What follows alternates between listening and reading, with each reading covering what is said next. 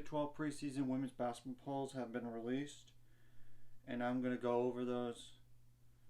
And number one, according to them, is Iowa State with 4 first place votes, but they have 75 points.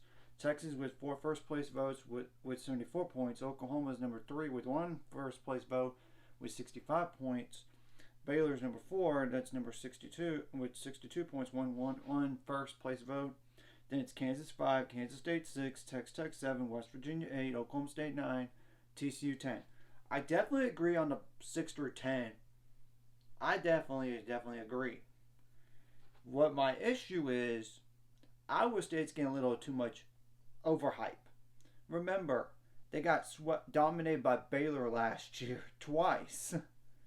I mean, they even lost to Texas even. So I think they're a little overhyped. And the thing about Iowa State is if you take away the 3, they're going to struggle because they're not a great defensive team. They're not.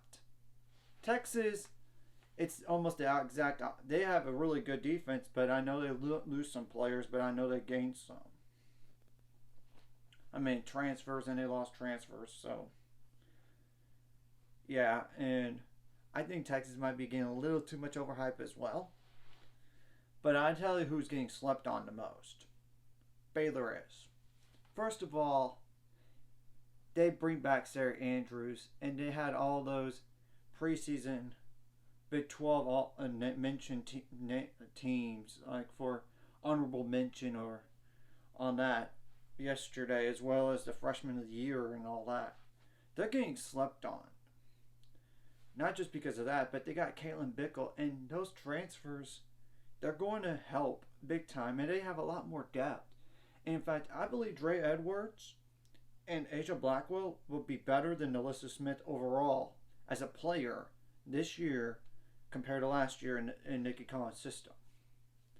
Because first of all, Alyssa wasn't a great three-point shooter, and she hardly shoots threes anyway.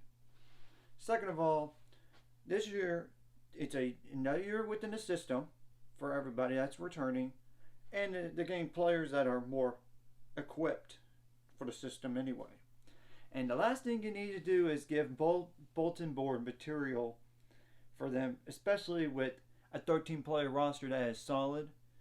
I mean, go look up and down the roster.